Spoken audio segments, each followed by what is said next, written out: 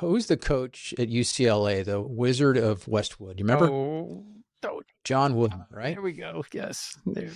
And he coached some pretty good teams. I think they won 11 NCAA basketball championships. He coached people like Kareem Abdul-Jabbar, who was Al Lucender at the time. Yes. He had Bill Walton, a number of other great NBA collegiate players. And guess what Coach Wooden did at the first practice? He didn't start with, here's how you dribble. He didn't start with, here's how to shoot a basketball. Here's how to pivot. Those basic things you might consider fundamentals in basketball. He started with how to tie your shoes. Okay, that's good. Why did he do that? Well, if a player didn't know how to tie his shoes well and didn't know how to put his socks on correctly, he would develop probably a blister. Or his shoelace would be untied at the wrong moment. Or it would be untied, right? Oh, yeah, sure. Right. Yeah. But the idea here is that if he wanted to start from the very fundamental basic thing of tying your shoes, and what I would hearken people to do and encourage them to do is to think about who they are. Because of who you are, and if you can think up through your identity, your talent, your skills, your abilities, your values, who do people say you are? Why do you think you are who you are? Exploring these just very fundamental existential things. That will set you on a journey to start thinking about, okay, if I know who I am or whose I am, as we discussed earlier, that leads me into understanding what my purpose is. Then I move into, and that's your why. Then it moves into this idea of meaning, and that's what is worthwhile, what makes things worthwhile. Then into your calling, that could be the work that you do. And then you can move into these ideas of, okay, so what's my vision for life and for where I am in the organization? Who do I want to be when I grow up? What's my mission? What do I do to make that vision come to life? And then ultimately, instead of pursuing success, it's how do you pursue significance? Welcome to the Embracing Brokenness Podcast, where our goal is to engage with all of those willing to venture deeper into their transformational journey with Christ. Here's your host and co-founder of Embracing Brokenness Ministries, Steve Adams. Well, hi, friends. Welcome back to the Embracing Brokenness Podcast. And I say back because I know we have a lot of folks that have really blessed us with just joining us and these opportunities to bring people on the podcast that have something meaningful to converse with us about. And this is no exception today. I'm bringing back, if you want to say bringing back, Preston Poore and I are buddies, but he was with us. Preston, I went back at number 86 in our podcast. Wow. We're now on 153 and we do this every 2 weeks. So, man, thanks for coming back. I appreciate it. Well, thank you. That was a while ago, wasn't it? And you were so generous to have me on. So let's do this every 86 episodes, maybe. I like it. Well, listen. Yeah, there you go. I'm going to hold up some things because there's a trifecta going on right now. Ready? So the first thing we did is we talked about, this is our first conversation, right? Disciple leader. Yeah.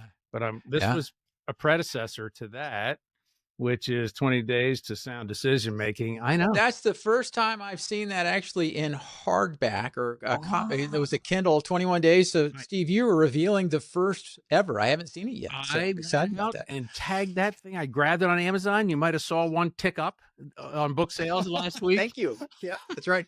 Bestseller. Bestseller. But the trifecta is right here because this is the one we're going to jump into today. How's Greater Than What is Preston's latest book, and subtitle is Master the Growth and Leadership Skill Everyone Else Ignores, and we're going to get into that a little bit. But first, I want to make it a little bit personal so people get to know something about you. If they have to go back to episode 83, they can do that if they want to. I invite them to. There you go. But this is a little known fact. You are actually an owner, in part, I say that in parentheses, of the Green Bay Packers. Are you Oh yeah, it's great. I have it's a ownership is a wonderful thing. I know. One share, is that right? Yeah. So yes, I have one share of the Green Bay Packers, and how that came about was this. I have a friend here in Atlanta, and actually a story came out of a tragedy. His in-laws died tragically or died later from a car accident in Florida. and we were having a conversation and about life, and life is short. And the conversation came up to why not? Why not do something, right? Yeah. And so we're both older guys, wives, things like that. Let's live life to the fullest that we possibly can. A great conversation. Well, guess what happens? I find out that the Green Bay Packers are selling their shares again. I think they've only done it 6 or 7 times where they do this public offering. And I love to brag a little bit sometimes when I do my workshops. And so one of the icebreakers I start with is tell me something about you that others might not know about you. Mm-hmm. And so I thought that this Green Bay Packer piece would fit perfectly into that, just to kind of, raise some eyebrows, because I say I'm an NFL team owner. I don't know if y'all know that or not. That's pretty good. And then they look at me like, really? And I say, yep, I got 1 share of the Green Bay Packers. And that was the reason of it. But it was born out of a story of the why not.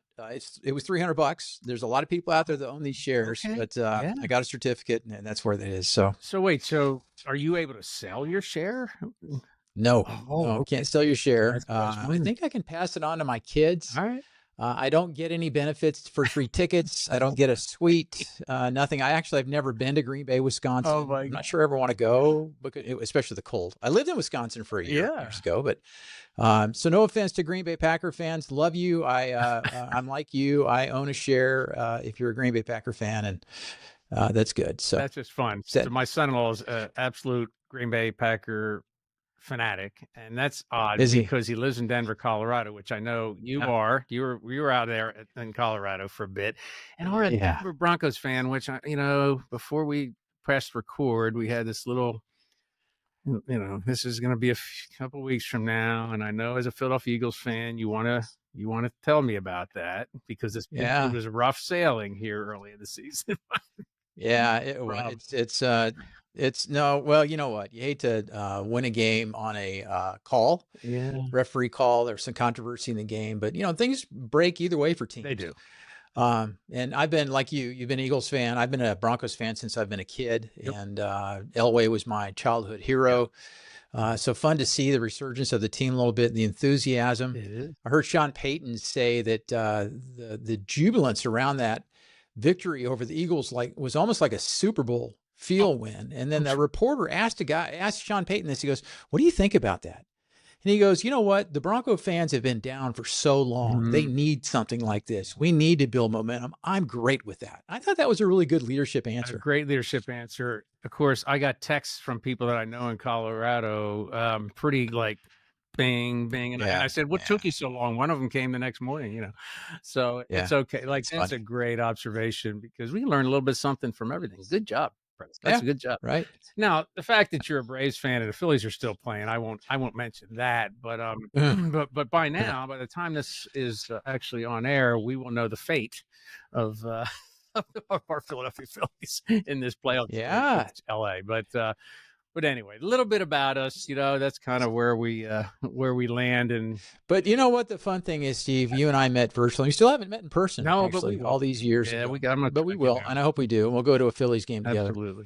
But what I love about you is that you and I became friends, and then we interact about sports or whatever else is going on in life and stuff like that. And you've always been so generous by just reaching out and checking in. And so I appreciate our friendship. I thank you so much for that. Thank you. Well, listen, it's reciprocal. I enjoy those little brief interactions. We jumped on calls every once in a while.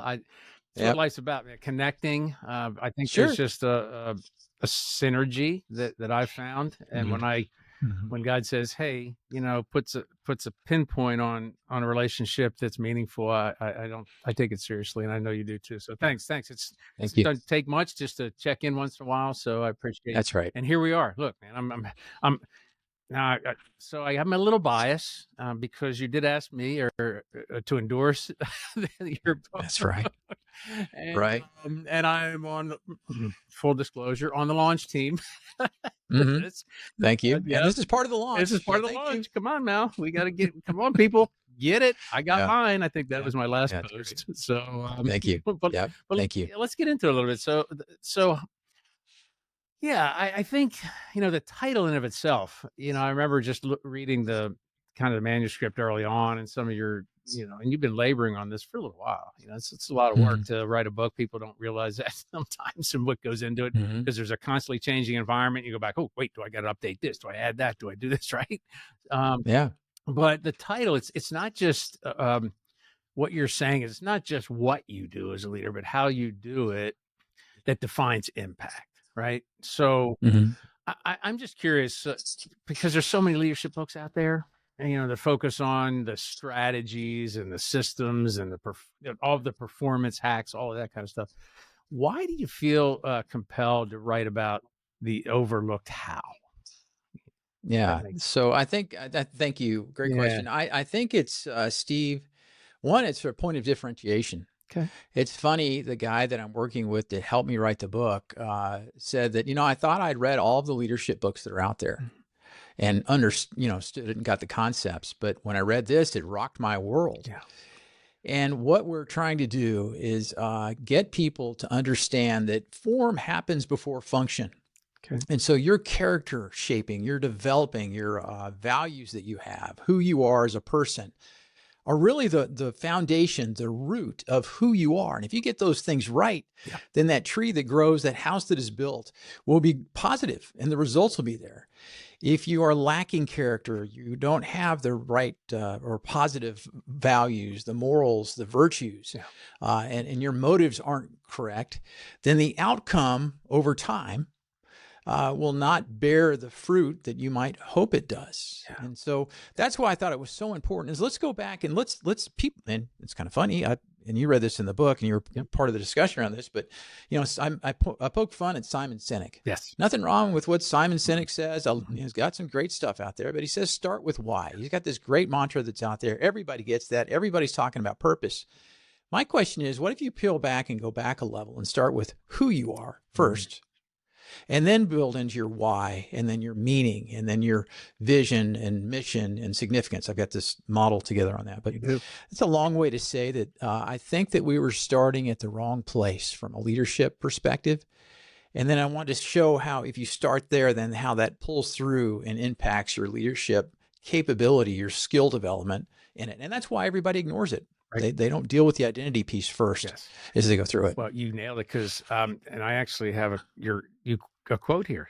Thanks for the cue in on identity. You said this: at the core of everything is identity, who you are as a leader and what you stand for. Without identity, none of the other layers hold. And that is so true. Look, as Christ followers, we're here on a podcast where, most of people listening, not all, but most do know who Jesus is, and their faith is at the core of who they are. But I think they're living into that, though, is a different model than even many Christians. They just forget. Child of God, we are created with purpose and meaning, and we just go back to Genesis 1, 2, and 3, and we look at the core of everything. But that is so true, even in leadership. Well, even in leadership, in leadership in particular. But when I talk about leadership, every one of us is a leader of something, are we not? Yeah, sure. Yeah. So identity building, clarity, getting clarities on identity. How can people actually do that? And you do have a little build up to that. Yeah. Thank you. The question about identity is a very complex psychological piece. And so there's two questions that I ask is, one, who are you? Do you know who you are? Do you know your talents, strengths, abilities? Do you know your values? Can you, who do you identify yourself with? What do other people say that you are? And understanding that. And then that's funny. I invite people into this conversation to think about it differently in the first chapter, and then go to the end of the book in the epilogue. And that's where I shift a little bit and I say, okay, well, you've thought about who you are, but here's actually the truth. It's not who you are, but it's whose you are. Nice. And that's what you just referred to, Steve, is that, if we're a child of God, then if we remember that, then everything flows from that. And I referenced that in the concentric circle model called The Call. The Call. Which is not revealed until the end of the book. I don't mean to give that away to everybody, but I don't want people to think that Preston's just taking people down this identity journey to self-expression, say who you are. It's actually, I want you to understand all that, then how that plays into your leadership. because we move beyond those circles into things like how to connect with others, how to make decisions, culture, engagement, those things.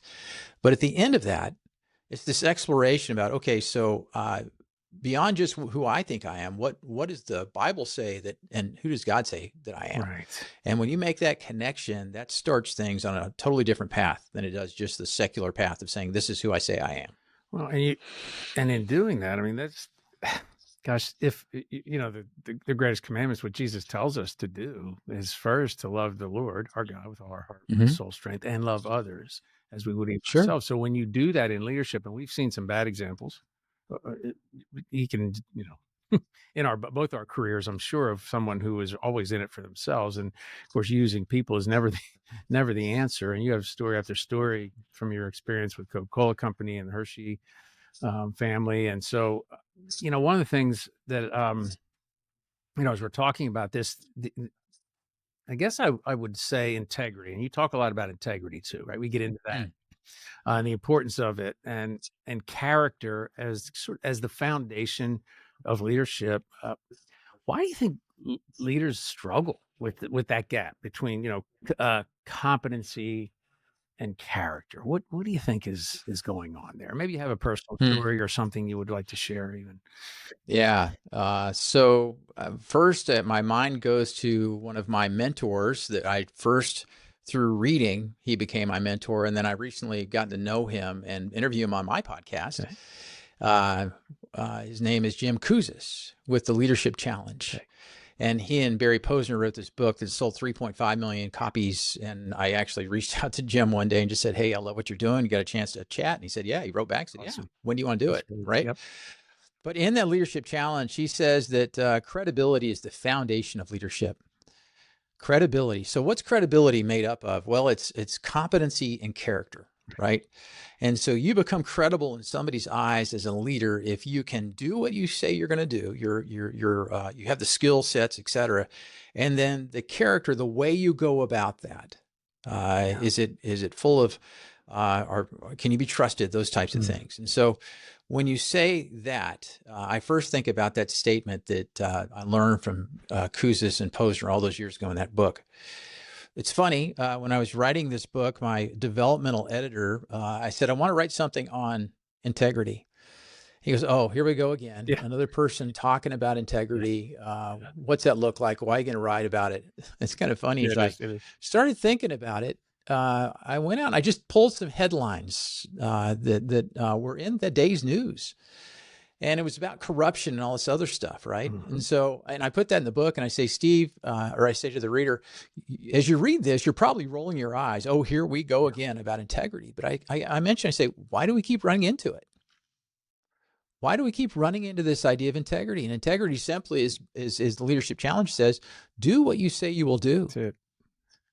Right? Yeah. And if you do what you say you will do, and the theme of one of the chapters, it starts with don't build trust. And that's really meant to get people to raise their eyebrows and say, well, what? That's what all people talk about, building trust.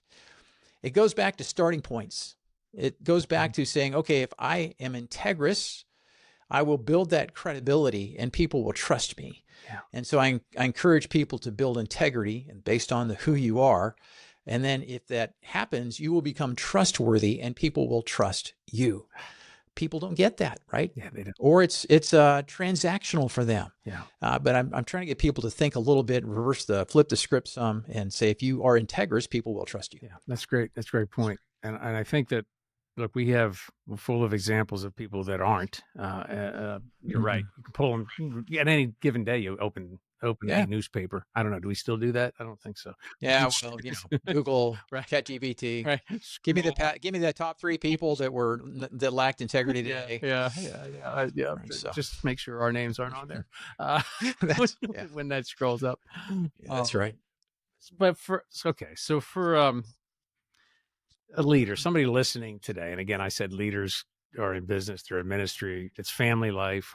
Every one of us, we're leading someone, even if it's our dog for a walk, so there's right. Just leadership in everything we do. What do you think? What some of the first steps to shift sort of their focus from what they do, right? What shift from there right. to how they lead? Like keep like the key practices, I guess I would say, behind that. What pops in? Yeah. So I'm not going to run through a list of the top 10 things that you can do, but what I can do is share with you a story that might help, and a couple of them that might bring that up, and how that happened. Steve, I remember back early in my career at the Coca-Cola company, where I was performance-based, very much so. I thought that if I did the right things, if I delivered the right results, I would climb the corporate ladder in a heartbeat. Or I would be elevated in my community, my church, all those kinds of things. And so I was less concerned about the people aspect. And when I engaged people, it wasn't with the motive of, I'm genuinely interested in getting to know you and help you. It was like, how can you help me? Yeah, exactly. Yeah. Right. And so it was a self-interest. And I think I would tend to say that I'm not the only one out there that is self-interested. I think we all are. You just go to the airport and you can see that all over the place. Exactly right. As a side note, I tell my wife that I become an atheist when I go to the airport. I do. That or in really heavy traffic when people are trying to. Yeah, that's right. Yeah. You're like, yeah. But you can see your interest and self-interest of others all around, and it's there. So the question becomes is, how do you start to take your eyes off of yourself? And it becomes a heart set, a mindset, a shift and a change in your disposition and the way that you see other people. Yeah. One thing I think that helped me kind of start to articulate this a little bit, I was part of the Colson Fellows program. So Chuck Colson and the Fellows program around that is from Focus on the Family. I went through a 9-month program. Now I'm a fellow. Yes. But one of those, it's kind of like being knighted or something, right. I guess. But, right. But one of the things that really struck with me, and there's 2 comments, and then I'll go to my story, that stuck with me. Number one is this idea of imago Dei. So being made in the image of God. Yes. And if you can see other people as actually being made in God's image and give them respect and dignity, that's a great place to start. Yes. And so I think that's the main point that I would make. One other point is funny. At the Coca-Cola company, I was working with a VP at the time on an engagement team. Culture was really bad, and we're trying to turn things around. And he was a minority leader, and just different things about him. The way his lifestyle was very different than mine.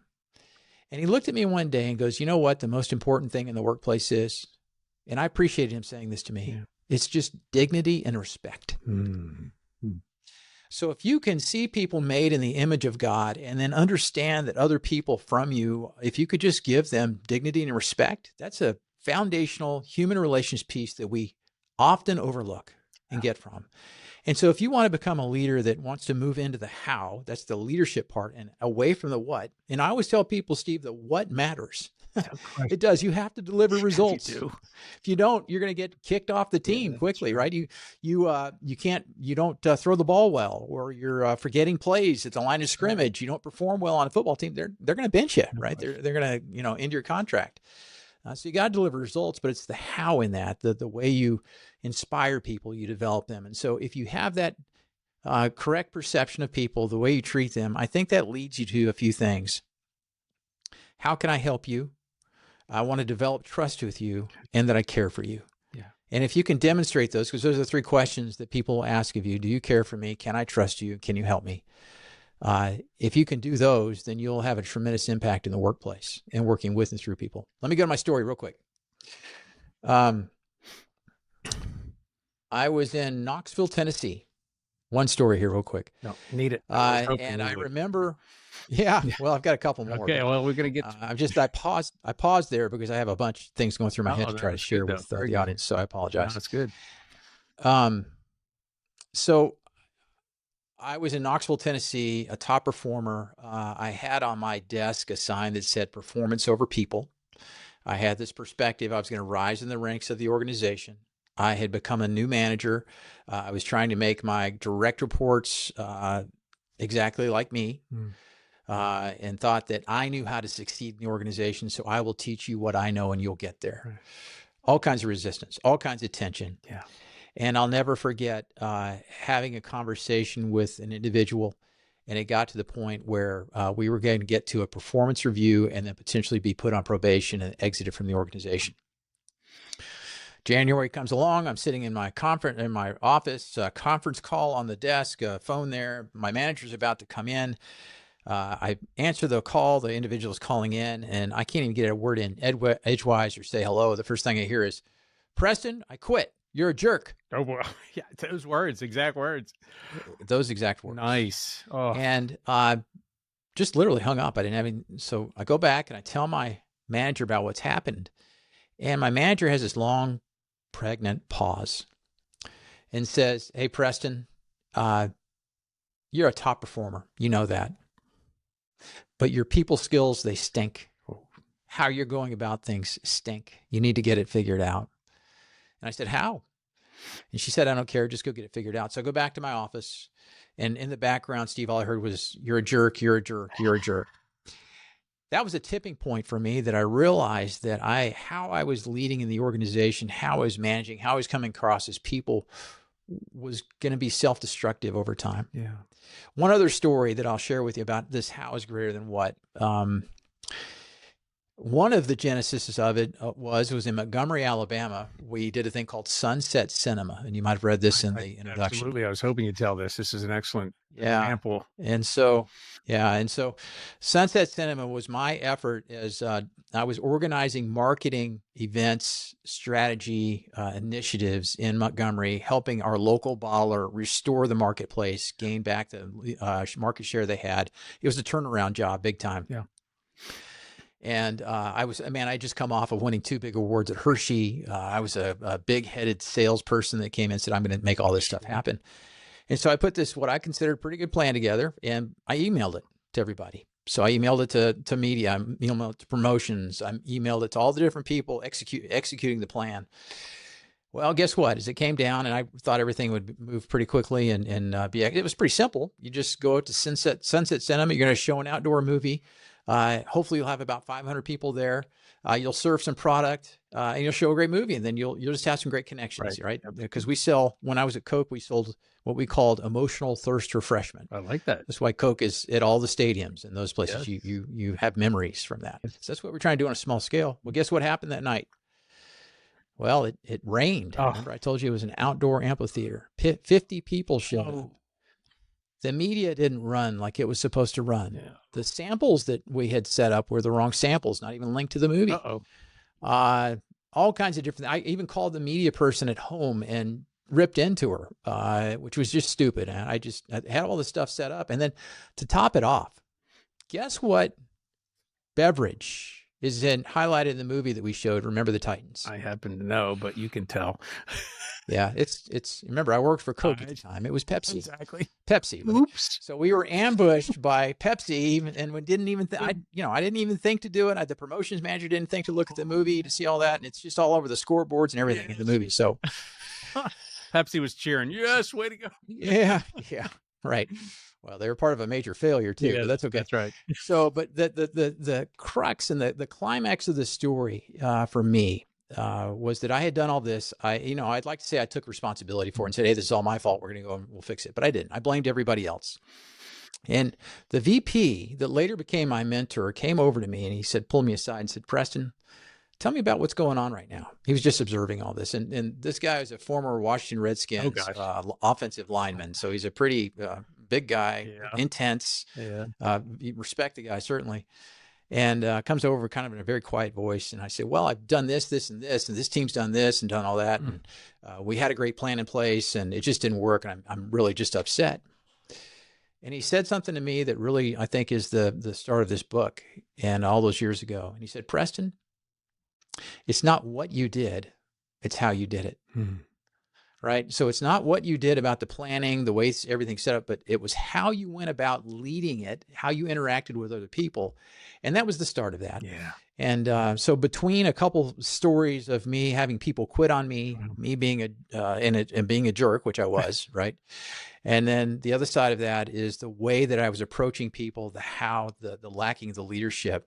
It didn't end up in great results. And I was basically both times told you either needed to fix it or get the heck out of Dodge. And so we adjusted, I think, both times. But wow, great example, because as soon as you started to share that, I kept thinking, I want to replay the reels in my mind of the days gone by when I was in similar situations that, I wanted to inflict my will. I'll say inflict, because that's what it is. Sometimes you just say, hey, I'm just going to make this thing happen. Never mind, that might have been a good idea rather than emails, is actually collectively get everybody on a call together and say, hey, are we on board? Are we working together? What do you need? Blah, blah, blah. Right. So I'm thinking in my mind, what else could have been done? Right. Now, the weather is another thing, but maybe you could put a big tent over top. I don't really know. Well, that was the only thing that was out of my control. Right. It was everything, not mine, but Yeah. My point is that was an uncontrollable, but everything else was a controllable that could have been improved upon. So I think that's great. So, so on this, in the subject of this idea of, what are the, oh gosh, there's plenty of traps that we run into as leaders, and that we fall into, we walk right into sometimes, that undermine our how. Okay. So tell me, from your perspective, what are those traps? If I could be so bold to ask, I'm gonna throw one out. I'm gonna say it's ego. Okay. Does ego make sense? Ego. Oh yeah. Okay. Pride. Good point. Yeah. Absolutely. Yeah. Yeah. I think pride is certainly one of them. I think one of the things, Steve, that's so important is people don't check their motive. Okay. Yeah. I think success is okay. Honestly, I share that with, right. It's good to have good results. You want to win. The question becomes, is your motive. That's your why behind your doing what you're doing. And ultimately, if it is this path of, I want to get promoted, I want the bigger car, I want the bigger house, I want to do this, that, you find over time that people aren't responsive. They figure that out about you over time. They do. And amazingly, though, some people rise through the ranks that continue that way, and they get results, and they get there. So it's just that, again, the how sometimes gets bumped by the what they deliver, and I get that, certainly. But yeah, I think if the blind spots that we have, the challenges that we have, it starts with the motive. Where's our heart, our head? Why are we doing what we're doing? It can lead to pride. It can lead to all these other issues that are out there. And I think it just is this word self. There's so much talk about servant leadership right now, and has been. I think it's become so cliche. And I think that you've got to step back for a second and ask, why are you being a servant leader? What's the end result? It's not a leadership style. It means, what's the heart of that, and what does that mean? And so that's one thing I would push people to consider, is, why am I doing what I'm doing? Personally, I love the story. By the way, the storytelling is fantastic. It's very entertaining, folks. Just so you know, I'm holding up the book. Thank you. Entertaining. You did a great job at making it interesting, and just little snippets of story throughout, and a little bit of humor. I won't get into your stand-up comic routine. We'll let them read about it. But yeah, right. But how did you personally come to discover this power of how? Like you referred to it in that past story, but you would have had to develop that over time as well. Like, that was one instant in time. I'm sure there were other moments where you were a little more vulnerable, and you admitted failures and the leadership lessons that you learned. Is there a turning point beyond that, or was it just more building on what you learned from that particular thing?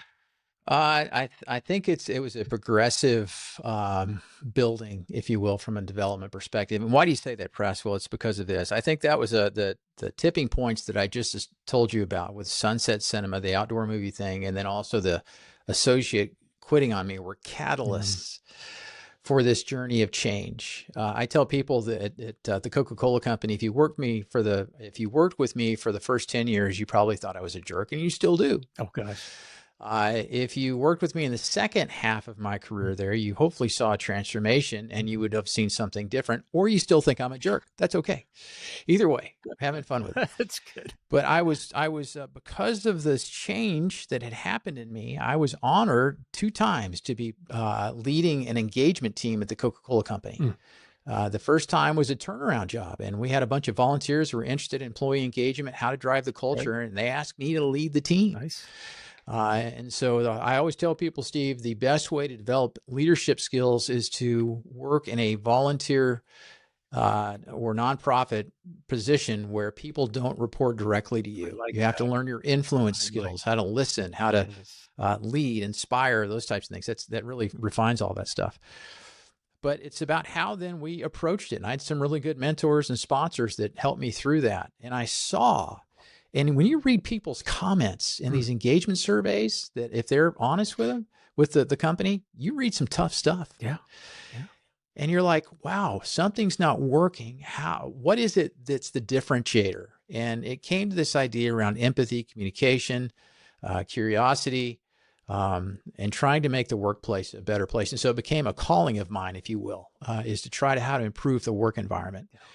And then 10 years later, I was asked to come back and lead another engagement team, but it was not a turnaround, but it was a good to great scenario. Okay. And we got done. This is not patting myself on the back, but it's for the team. Yeah. When you do these engagement surveys, you get a result, you go and put some work against it, and then they do a survey again. And so I think they had done some type of pulse survey, and they came back on our team, and I heard one of the VPs say, that's the fastest turnaround in scores I've ever seen before. Fantastic. Amazing what the team had done. Fantastic. Now, why do I tell you those things? I probably never would have been put in those positions, Steve, if I hadn't gone through the change, the crucible, the cauldron, if you will, that created all of that. But I got put in those situations where then I had to test all of that and develop my mindset. Last thing, that's okay. And I tell people this sometimes. There's a story where at the Coca-Cola company, we went through a number of reorganizations. And I tell people I experienced probably 11 reorgs at the Coke company and probably 13 or 14 total in my career. Oh. But every time at the Coca-Cola company, it happened every 2 years. And so it was like being a member of Congress. Every 2 years, you're up for re-election in your role. Yeah, that's good. And so, or it's the musical chairs, right? Yes. So they take a chair away and everybody's dancing around. Everybody's got to find a seat. And so that became this culture and this ebbs and flows of the organization. And I remember being in a calibration session.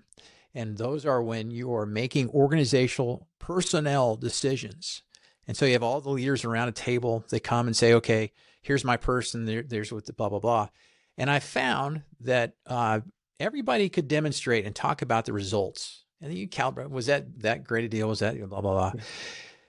Everybody delivered some type of results. What it came down to often, Steve, it was the how they delivered those results. Interesting. If they were developing other people, creating trust in the organization, they were an importer and exporter of talent. If they were a destination, people wanted to get onto their team, and they were delivering results. Those were the types of leaders that were sticky. They stuck around a long time. Yeah. Right. The ones that delivered results but did not do the how typically didn't stick around very long. Right. Yeah.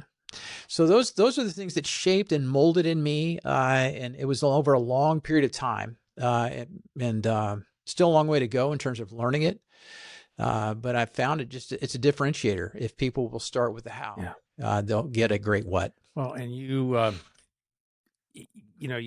those first 10 years, I guess, or so that you referred to, you probably would have maybe liked to redo, but at the same time, there's experience in it that does shift for all of us. I mean, you learn so much from it. Part of it was to walk through it in a way to see what those bad results look like when you didn't lead well, when you didn't focus on the how.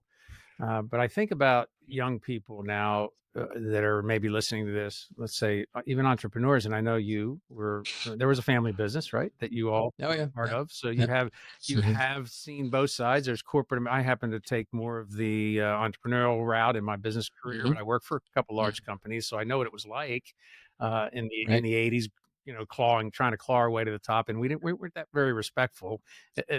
How had more to do with, how hard can we get the guy ahead of us and keep him, at bay, That's right. But for younger professionals or entrepreneurs or ministry leaders, even, like, what would you, what encouragement could you give them that to cultivate early? Like, is there something What would you, is there, I don't know, man, I don't want to make it a to-do list to make it performance-based, but what can they do to get a head start and not look back and go, oh, I wish, Yeah. I thank you. It's funny. I've had people write notes to me and say, I wish I had this book 25 years ago. Okay.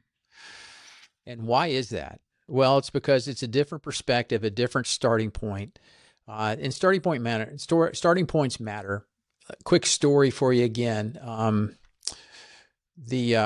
Who's the coach at UCLA, the Wizard of Westwood? You remember? John Wooden, right? There we go. Yes. And he coached some pretty good teams. I think they won 11 NCAA basketball championships. He coached people like Kareem Abdul-Jabbar, who was Al Lucinda at the time. Yes. He had Bill Walton, a number of other great NBA collegiate players. And guess what Coach Wooden did at the first practice? He didn't start with, here's how you dribble. He didn't start with, here's how to shoot a basketball. Here's how to pivot. Those basic things you might consider fundamentals in basketball. Mm-hmm. He started with how to tie your shoes. Okay, that's good. Why did he do that? Well, if a player didn't know how to tie his shoes well and didn't know how to put his socks on correctly, he would develop probably a blister. Or his shoelace would be untied at the wrong moment. Or it would be untied, right? Oh, yeah, sure. Right. Yeah. But the idea here is that if he wanted to start from the very fundamental basic thing of tying your shoes, and what I would hearken people to do and encourage them to do is to think about who they are. Because of who you are, and if you can think of through your identity, your talent, your skills, your abilities, your values, who do people say you are? Why do you think you are who you are? Exploring these just very fundamental existential things. Yeah. That will set you on a journey to start thinking about, okay, if I know who I am or whose I am, as we discussed earlier, that leads me into understanding what my purpose is. Then I move into, and that's your why. Yes. Then it moves into this idea of meaning, and that's what is worthwhile, what makes things worthwhile. Then into your calling, that could be the work that you do. Right. And then you can move into these ideas of, okay, so what's my vision for life and for where I am in the organization? Who do I want to be when I grow up? What's my mission? What do I do to make that vision come to life? And then ultimately, instead of pursuing success, it's how do you pursue significance? And success, again, is that focus on self. Significance is that focus on others and leaving a legacy that people will not remember what you did. Right. They'll remember how you did it. Yeah. Wow. Great lead in to kind of my final question as we try to wrap this up. I know that faith clearly informs your leadership. You know, you and I think the big reason that we've connected so much is we have common ground and the who behind it all. From the beginning, right? Right. So how has your walk with Christ, shaped your understanding of the how versus what? And I know you've touched on some of that, but I'm going to let you bring this home by talking about that for a minute. Yeah. So I talked earlier about this Imago Dei. I've talked a little bit about transformational story. Yeah. But the root of it all, in my mind, as I look at it, is in 1 Corinthians 13, verses 4 through 8. And it's the verses that are typically shared at a wedding. But it's about love. Yeah. And love is the final frontier. Yeah. And so if I can understand that the Lord loved me enough to give his life for me, and he's working in me and through me, and he truly loves me, Lord, help me love other people. Yeah. And in that surrender, in those moments that I got to, I'm not perfect at it, Steve. That's like I told you, I go to the airport and I become an atheist, right? So, or in traffic. So God help me. But it's this idea that love is not a feeling. It's an act of your will. Mm. And so if you're not envious, you're not jealous, you're not irritable, you're not looking out for yourself. There's another verse, I think, in Philippians says, don't do anything out of selfish ambition or conceit, but consider others more important than yourself. Yes. If you truly embrace these things and have a relationship with the Lord and lean on him for his strength to do those things, he'll do amazing things through you. And I've seen that. I've experienced it. And I still, I am not perfect. I break all the time and stuff. But when I'm walking with him and I'm seeking him, it's just amazing how I see him working in me and through me. And it's funny, last thing I'll close on. I was sharing the journey of Moses, how he was, in Egypt for 40 years. He goes in the desert for 40 years. And the last 40 years is this, when they get an exodus, that they get out of Israel or out of Egypt, in Israel. And I explained this and I said, okay, well, Moses was the prince. He had everything. He thinks he's going to be the deliverer. He actually has some kind of inclination he's going to. He takes things into his own hands. He kills somebody. Pharaoh sends him off. God basically engineers that circumstance. He goes out of this wilderness for 40 years, grows closer to God. And then he gets to a point where when he turns and sees a burning bush, he goes over to check it out. And he has a conversation with God, and God calls him into the Exodus and what he's going to do. And it's funny, I shared that the other day with somebody, and they said, well, I've never really considered Moses' life from a career journey perspective, right? The first 40 years, the mid 40 years, and the last. But think about that. And that's kind of, and not Moses, but that little parallels just a little bit. I had this thinking I was all that. I was broken to a point where God could use me. And then he started putting things in my hands that he felt like he could trust me with. And then I honored him in that. And my motive was different with him, to glorify him, and then try to have this dignity and respect for other people and love. It's not the feeling, it's an act of the will. And that's the transition. And I think that's so important about how I have experienced that and view that in my life right now. Love God, love others. As we were talking about earlier. Pretty simple. It is simple. It's more complex in real life. Man, I couldn't have said it any better. Man, thank you for that. What a great wrap to a super time for us to just connect and share with the world what's on your heart. I tell everybody, how do we get one of these? Because, I got mine. Look, you got yours. There you go. And I got a signed version, by the way. I just want to I haven't signed mine. Well, should I sign mine to myself? Well, you know what that's right? I got mine. Preston, thank you. Great job. No, I'm just kidding. And by the way, if you're watching, you're probably wondering, I don't know when this is going to air, but see my Christmas tree back there? I was October 8th. But I already knew the answer, but you tell them. Why is that back there? All right, go ahead. Well, I love Christmas. I know. So it's all good. Yeah, right. But I thank you for saying that. So how is greater than what would make a tremendous Christmas gift? You can go on to PrestonPoore.com/book/ and you can see it. You can Google how is greater than what. It's available on Amazon. It's great, Steve, because there's a few, what I call surprise and delights at the back of the book. Some ads. So first I would point people to, there's a workbook available. So if you buy the book, you can download a 30-page workbook that will help you think through some of the things that Steve and I've talked about today. There's a little ad in here about disciple leader, and I have workbooks available on my website around that. And then, Steve, thank you for buying a hard copy of 21 Days. Sure they are, but I give a free PDF to people as part of the value add to this book. I only knew I wouldn't have to buy that one, but no, I'm kidding. I already had the PDF, but listen, I love to hold things in my hand. No, we gotta hold these guys. Thank you. Thank you so much.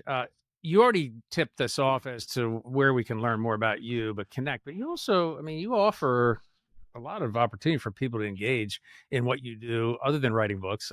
So tell us about that and what you're doing and how they can find you there. Thank you. Real quick, there is a deficit of discipleship in the Christian community. Only 1 in 5, this is what Barna says, only 1 in 5 believers have had a mature believer come alongside them, teach them how to pray, how to read the Bible, how to share their faith and be connected in a church. And so I want to help with all the things. We've created an ecosystem with the books that I have. And the idea is that we will engage and reach 1 million people with all of this, with coaching guides, workshops, keynote speeches, working on all that right now by 2030. Nice. 1 million people by 2030. And I think it's doable. I used to play with the numbers, Steve, earlier. And I said, okay, we'll try 10,000. Well, I can do that. 100,000? Maybe. 1 million? There's no way I can do that on my own. They call it B. Right? So the old B. That's right. Right. Well, and you're going to need God's Yeah, well, audacious, and we need God's intervention on that. So that's what I'm doing. It's going to be less about social media. It's going to be more about engaging people, teaching people the material so they can engage people. Yeah. And that's the vision right now. So thank you for asking about that. It's a big part of my next step. And I knew it was, and I wanted people to have that opportunity. Brother, friend, man, it is great. Always good to be with you. We'll be, I'm sure we'll be texting. We got a lot of reasons to stay in touch, but all of you out there, folks, in the metaverse, join in to the conversation. Like, share, get this message out. It's an important one for people to really engage in this how. The how, man. We all need to focus on that in so many ways as believers. And if there are a few of you who don't know who Jesus is, write to us. We'll tell you what to do and how to seek him out, because there's no better way. Preston, thank you. Thank you for joining me. It's been wonderful to be with you. Thanks, my friend. Good to see you. And I'm sure we'll talk soon. We absolutely will. Blessings, brother. You too. This was another episode of the Embracing Brokenness Podcast. For more information on Embracing Brokenness Ministries, please visit our website at embracingbrokenness.org.